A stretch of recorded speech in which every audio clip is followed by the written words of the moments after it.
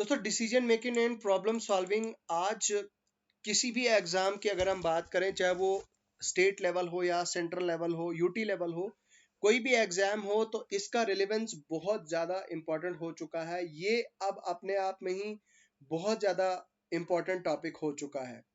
जिस भी officer level की पोस्ट का एग्जाम होना हो, तो उस ऑफिसर लेवल की पोस्ट के लिए ये जो टॉपिक है काफी ज्यादा इंपॉर्टेंट बनता जा रहा है। एंड यस, हर एक टॉपिक में इस टॉपिक से हर एक पेपर में क्वेश्चन देखे जाते हैं।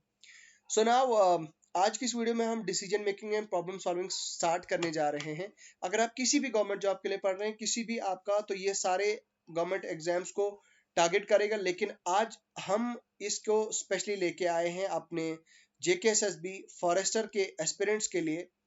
तो उनका जो डिसीजन मेकिंग प्रॉब्लम सॉल्विंग, ये हमारे सिलेबस में ये 16 मार्क्स का है। दैट मीन्स इसके अंदर से 16 क्वेश्चंस आएंगे ही आएंगे। तो अगर आपका ये वीक होगा तो भाई पॉसिबिलिटी होगी कि आपके क्वेश्चंस खराब हो जाएंगे। और इसमें मैक्सिमम ऐसे क्वेश्चंस होते हैं कि वो क्वेश्चंस पता ही नहीं चलता कैसे अप्रोच करनी है, क्या कैसे उनमें अपियर करना है, ये चीज पता ही नहीं होती कि कैसे किया जाए। तो जितने भी फॉरेस्टर के एस्पिरेंट्स हैं उनको बता दूं, फॉरेस्टर या फिर जेकेपी एसआई के एस्पिरेंट्स हैं उनको बता दूं कि ये आपके लिए बहुत ज्यादा यूजफुल होने जा रहा है। तो ये भी बता दूं मैं आपको कि आज का ये वीडियो हमारा जस्ट इंट्रोडक्टरी होने जा रहा है। ठीक है, ये हमारा इंट्रोडक्टरी होने जा रहा है आज का ये वीडियो। इसमें हम इंट्रोडक्शन आज की इस वीडियो का इंट्रोडक्शन करेंगे आज की इस वीडियो में।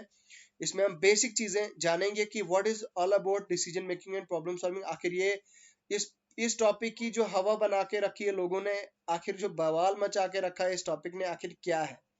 देखिए, हम अपनी एंड से बहुत कोशिश कर रहे हैं, कर रहे थे और स्टिल कर रहे हैं कि आपको बेस्ट से बेस्ट कंटेंट दिया जाए।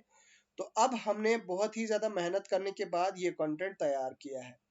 बहुत सारी चीजें कंसल्ट करने के बाद, देखने के बाद हमने अब ये कंटेंट फाइनली तैयार किया है। तो आज का ये वीडियो यहीं से स्टार्ट करते हैं। आपकी इंफॉर्मेशन के लिए बता दूं, ये पीडीएफ जो आपको यहाँ पे दिख रहा है, ये पीडीएफ आपको हमारे टेलीग्राम चैनल पे मिल जाएगा free of cost. You will be charge nothing for this. So आप ये पीडीएफ डाउनलोड करें हमारे टेलीग्राम चैनल पे जाके। तो चलिए करते हैं आज का ये वीडियो स्टार्ट। तो ये भी बता दूं कि अगर आप इस चैनल पे पहली बार आए हैं तो चैनल को एक बार सब्सक्राइब कर दीजिए। चलिए आज का ये वीडियो यहीं से स्टार्ट करते हैं। So when it comes to decision making and problem solving, तो भाई डिसीजन मेकिंग क्या होता है? Decision is a choice in a given circumstance to reach to a particular conclusion. Decision का मतलब क्या होता है कि किसी भी चीज का फैसला लेना। ठीक है, किसी भी चीज का डिसाइड करना, किसी भी चीज का फैसला लेना। मतलब एक सिचुएशन है, ठीक है, एक सिचुएशन है, एक सिचुएशन ऐसी आ गई कि जहां पे आपके पास दो ऑप्शन है, option number 1, option number 2, and you are confuse between the two. और फिर आप फाइनली आप डिसाइड करते हो कि नहीं, मेरे लिए बेहतर ये होगा, ये मेरे लिए ठीक नहीं होगा। तो आप यही ऑप्शन चूज कर लेते हो। इसकी बेस्ट एग्जांपल है, मैं आपको थोड़ा फनी वे में बताना चाहूंगा। मान लीजिए कोई लड़की है, फीमेल है, ठीक है, फीमेल के पास ऑफर यहां से भी आता है, यहां से भी आता है शादी के लिए, मतलब वेडिंग के लिए। दो आदमियों का। अब ये जो पहला आदमी है ये गवर्नमेंट एम्प्लॉय है, ठीक है, गवर्नमेंट एम्प्लॉय है। और ये जो दूसरा आदमी है ये क्या है, एक सिंपल प्राइवेट जो है वो जॉब करने वाला आदमी है और नॉर्मल आदमी है, लेकिन देखने में काफी हैंडसम है। ये जो गवर्नमेंट एम्प्लॉय है इतना ज्यादा हैंडसम नहीं है। अब ये क्या काम करेगी, फीमेल कंफ्यूज हो जाएगी, भाई ये ना मैं इस बंदे को छोड़ सकती हूँ ना मैं इस बंदे को छोड़ सकती हूँ। इसके पास तो प्राइवेट जॉब है खैर, लेकिन बंदा दिखने में भी काफी ज्यादा हैंडसम है, तो इसको तो छोड़ नहीं सकती हूँ। तो इसको यार, इसको अगर छोड़ूंगी तो ये गवर्नमेंट एम्प्लॉय है, ये सिक्योर्ड है हमेशा के लिए, तो इसको भी छोड़ूंगी तो इसको छोड़ने का भी नुकसान ही है। तो फिर ये लेडी क्या डिसाइड करती है, ये क्या डिसीजन लेती है कि अब मैं फाइनली जो है गवर्नमेंट एम्प्लॉय के साथ ही शादी करूंगी। अब क्योंकि अब उसको बारी आती है कि अब फिलहाल फाइनली वो गवर्नमेंट एम्प्लॉय के साथ ही शादी करेगी, और वो डिसाइड कर लेती है कि I will choose the option number A, तो पहले बंदे को मैं चूज करूंगी और मैं इससे शादी करूंगी। तो यहाँ पे इस औरत ने, इस लेडी ने, इस महिला ने क्या काम किया? डिसीजन लिया। ठीक है, मतलब फैसला ले लिया अपना कि हाँ भाई मैंने अब ये करना है। तो that means we are talking about फैसला लेना, कि भाई किसी भी सिचुएशन पे, किसी भी सरकमस्टांस पे जब हम कोई फैसला लेते हैं, जब हम अपना इरादा बदलते हैं, जब हम अ, कुछ डिसाइड करते हैं, तो इसको हम क्या बोलते हैं? डिसीजन बोलते हैं। अब करेक्टरिस्टिक्स ऑफ डिसीजन क्या है? देखिए, डिसीजन के करेक्टरिस्टिक्स अगर देखे जाए तो इसकी करेक्टरिस्टिक्स की अगर सबसे पहले बात की जाए तो पहला है रेशनल चॉइस कंसल्टेटिव। तो जो हमारे डिसीजंस होते हैं वो कई कबार क्या होते हैं? लॉजिकल रीजनिंग के बेस्ड होते हैं और उनमें कंसल्टिंग भी इन्वॉल्व होती है। ठीक है, मतलब ये कि कभी कभार कुछ ऐसे डिसीजंस होते हैं जो आप क्या काम करते हो, जो लॉजिकली आप सोचते हो उनके ऊपर और फिर आप वो डिसीजन लेते हो, या फिर आप किसी से कंसल्ट करते हो, किसी बंदे के साथ जो है वो कंसल्ट करके वो डिसीजन लेते हो। मान लीजिए अगर मुझे अभी के टाइम पे मुझे गाड़ी परचेज करनी है, तो गाड़ी परचेज करने के लिए मान लीजिए मुझे पसंद आई है, फॉर एग्जांपल मैं आपको बता दूं, मुझे थार गाड़ी लेनी है फॉर एग्जांपल। एक तरफ मुझे थार गाड़ी का जो है वो शौक है और दूसरी तरफ से मुझे एक्सयूवी 500 का शौक है। तो अब दोनों दोनों जो है वो अपने अपने सेगमेंट में काफी अच्छी अच्छी कार्स हैं। ठीक है, अब लेकिन क्योंकि बजट मेरे पास अच्छा खासा है, दोनों को मैं ले सकता हूँ, मतलब दोनों में से किसी एक को ले सकता हूँ। तो अब यहाँ पे I will not be able to decide कि भाई क्या करूं मैं। जब मैं डिसाइड नहीं कर पा रहा हूँ तो उस टाइम पे मैं क्या काम करूंगा? मैं कंसल्ट करूंगा, मैं किसी के साथ ओपिनियंस मतलब गैदर करूंगा, ओपिनियन लेना चाहूंगा अपने फ्रेंड से, अपने फ्रेंड को पूछूंगा भाई मुझे बता मेरे लिए कौन सी गाड़ी ठीक रहेगी, क्या लगता है तेरे को। या फिर मैं अपने मदर से या अपने मैं भाई से, अपने बड़े ब्रदर से मैं पूछूंगा कि भैया मैं कौन सी गाड़ी लूं, क्या लगता है आपको, आपका मशवरा क्या है, व्हाट डू यू सजेस्ट। ठीक है, तो आपकी सजेशन क्या है इस गाड़ी को लेने की? इन दोनों में से मैं कंफ्यूज हूं, तो मुझे बताएं मुझे कौन सी गाड़ी लेनी चाहिए। तो अब यहाँ पे मैं क्या कर रहा हूँ, इसका मतलब ये है कि मैं क्या कर रहा हूँ? मैं कंसल्ट कर रहा हूँ, मैं कंसल्टेशन कर रहा हूँ, या फिर मैं गैदर कर रहा हूँ इन्फॉर्मेशन, या फिर मैं भाई को बोल रहा हूँ भाई अगर मुझे बताओ, अगर मैं थार लूंगा तो थार लेने से क्या फायदा होगा, जो एक्सयूवी 500 है उसका फायदा क्या होगा मेरे को। अब उनसे मैंने बात की, तो अब फिर मैंने डिसीजन ले लिया। दैट मीन्स वो रेशनल चॉइस है। ठीक है, कंसल्टेटिव, मैंने कंसल्ट करके ले लिया वो डिसीजन। दूसरा होता है प्रोसेस। डिसीजन मेकिंग जो है वो क्या होता है इसमें? भाई ये एक प्रोसेस होता है, ये एक स्टेप बाय स्टेप चीज होती है, जो स्टेप बाय स्टेप करने से होती है। उसके बाद मेंटल एबिलिटी। जब भी आपको कोई डिसीजन लेना होता है तो डिसीजन लेने के लिए आपकी मेंटल एबिलिटी जो है वो उस लेवल की होनी चाहिए कि आप कोई डिसाइड कर पा रहे हो। ठीक है, अचीव ए डिजायर्ड रिजल्ट। अब मान लीजिए कोई भी आपने डिसीजन लिया तो उसके लिए आपका एक डिजायर्ड रिजल्ट जो है वो आना चाहिए। ठीक है, डिसीजन डिटरमाइन एक्शन। अब देखिए, मान लीजिए मैंने डिसाइड कर लिया कि मैंने एक्सयूवी 500 लेनी है, तो एक्सयूवी 500 लेने के लिए मैंने क्या काम करना है? अब मैंने डिसीजन तो ले लिया, लेकिन मुझे एक्शन लेना है। अब मैं गाड़ी के शोरूम में जाऊंगा, वहां पे डॉक्यूमेंटेशन वगैरह जो भी रिक्वायर्ड होगी वो मैं कराऊंगा, वहां पे डाउन पेमेंट करूंगा या पेमेंट करूंगा। ठीक है, वो पेमेंट करने के बाद मैं क्या काम करूंगा? वो गाड़ी ले लूंगा। तो अब देखिए, जब मैंने डिसाइड कर लिया तो फिर एक्शन भी लेना है, मुझे साथ में ही लेना है। Decision making is an ongoing evolving process that may require adjustment based on the changing circumstances. तो कभी कभार ऐसे डिसीजन भी हमें लेने पड़ते हैं दोस्तों, जो हमारे शायद हमारी मर्जी के खिलाफ होते हैं, शायद हमारी विल के अकॉर्डिंग नहीं होते हैं, लेकिन हमें हमें उन केसेस में, ऐसे केसेस में जो है वो एडजस्ट करना पड़ता है। ठीक है, हमें एडजस्ट करना पड़ता है। अब प्रोसेस क्या होता है? प्रोसेस, अब डिसीजन मेकिंग का प्रोसेस क्या होता है? देखिए, प्रोसेस में आता है आपका डिफाइनिंग गोल्स एंड ऑब्जेक्टिव्स। अब मान लीजिए साल 2024 में आपकी गवर्नमेंट जॉब लग गई। ठीक है, साल 2025 में 25 के लिए आपकी जब जॉब लगी तो आप जो है वो गोल्ड सेट करोगे। ठीक है, आपको एक कार होनी चाहिए। ठीक है, आपको एक बंगला चाहिए, आपको हाउस चाहिए, घर चाहिए। उसके बाद एक खूबसूरत सी बेहतरीन सी हसीना चाहिए, वाइफ चाहिए। तो वो क्या है आपके, वो गोल्स हैं आपके, वो आप गोल डिसाइड कर रहे हो कि मुझे मेरे ये गोल्स हैं, और उनके ऑब्जेक्टिव वो लिख रहे हो आप कि नहीं पहले मुझे अपना कार लेनी है, कार लूंगा फिर हाउस लूंगा, या मैं पहले घर लूंगा फिर गाड़ी लूंगा फिर वाइफ शादी करूंगा। या फिर ऐसा भी हो सकता है कि पहले मैं शादी करूंगा, पहले मैं हसीना को लाऊंगा, मोहतरमा को लाऊंगा, उसके बाद फिर मैं गाड़ी लूंगा, और फिर उसके बाद मैं घर लूंगा। तो ये कुछ ऐसे बताए गोल्स हो सकते हैं depending upon the individual. Identifying problem, अब मान लीजिए मैंने क्या, मेरी बात ले लो यार, जैसे मैं हूं नाउ फॉर एग्जांपल, अभी देखो जैसे I am not married yet, तो नेदर आई एम एंगेज, तो मैं क्या काम करता हूँ कि मैंने ये 3 गोल्स ले लिए।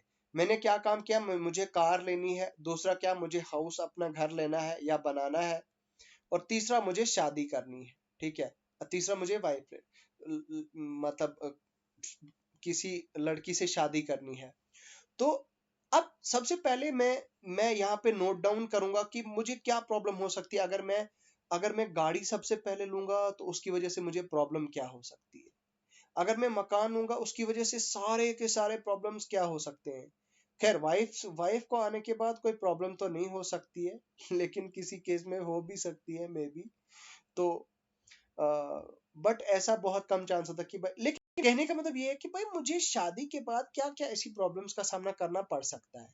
अब मान लो अगर मैं अभी अकेला हूँ, I am managing my all expenses bye my own for example, तो उसके बाद जब मोहतरमा आएगी तो भाई मोहतरमा के एक्सपेंसेस भी तो उन उसका शेयर भी तो जाएगा ना फिर उन एक्सपेंसेस में। अगर मान लो वो एम्प्लॉयड नहीं होगी, अगर वो सेल्फ एम्प्लॉयड नहीं होगी या बिजनेस नहीं कर रही होगी वट एवर, अगर वो मेरे ऊपर ही डिपेंडेंट होगी, तो फिर मेरे जो सारे एक्सपेंसेस उनमें से कुछ पार्ट तो उसके मतलब केयर में जाएगा, उसके एक्सपेंसेस में भी जाएगा।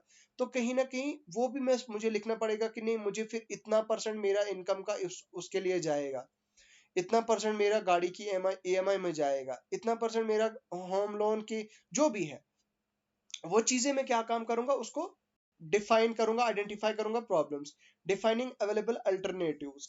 अब मान लीजिए अगर मैं कार सोच रहा हूँ, मुझे कार लेनी है XUV 500, और उसकी प्राइस है लगभग 25 लाख प्लस।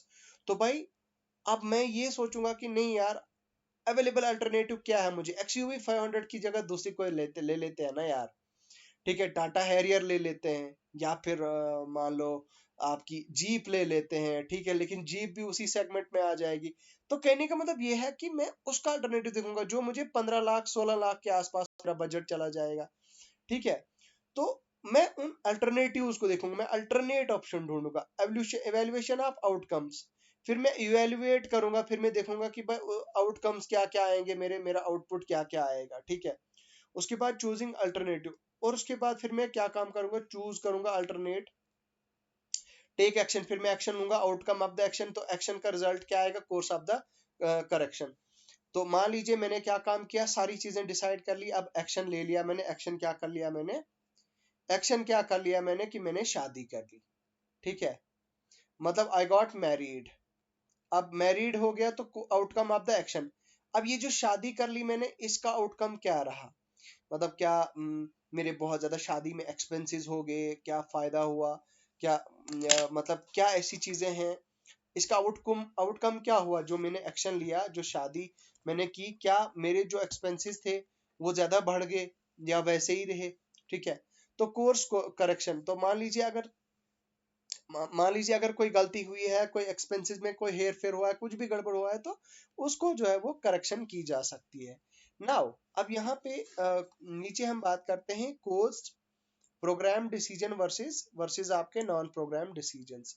डिसीजन दो तरह के, जैसे मान लीजिए यहाँ पे होते हैं प्रोग्राम्ड और नॉन प्रोग्राम। प्रोग्राम डिसीजन कौन से होते हैं, देखिए प्रोग्राम डिसीजन में सबसे पहले अगर मैं बात करूं तो सबसे पहला होता है आपका रूटीन एंड रेपिटेटिव। तो रूटीन एंड रेपिटेटिव का मतलब ये हुआ कि program decision made in the situation at are routine repetitive and well structured. तो देखिए वो ऐसे डिसीजंस जो आपने इन सिचुएशन जो रूटीन में होते हैं आपके, जो आप रिपीट करते हो और वेल स्ट्रक्चर्ड। मान लीजिए मैं क्या काम करता हूं, मैं 2 महीने से जिम से ऑफ था। अब मैं जब जिम से ऑफ था तो भाई मेरी डाइट भी खराब थी, मैं डाइट भी उल्टा घास फूस खा रहा था। तो कहने का मतलब ये है कि मैं प्रॉपर डाइट पे नहीं था, और मैं पता नहीं क्या क्या चीजें ठूस रहा था, खा रहा था। अब देखो जैसे मैंने 2-3 हफ्ते पहले जैसे मैंने अब दोबारा से वापस वर्कआउट स्टार्ट किया 2 मंथ्स की ब्रेक के बाद। तो अब मैंने क्या काम किया यहाँ पे, मैंने अपने माइंड को प्रोग्राम कर लिया कि भाई साहब अब आप जिम में वापस आ गए हो।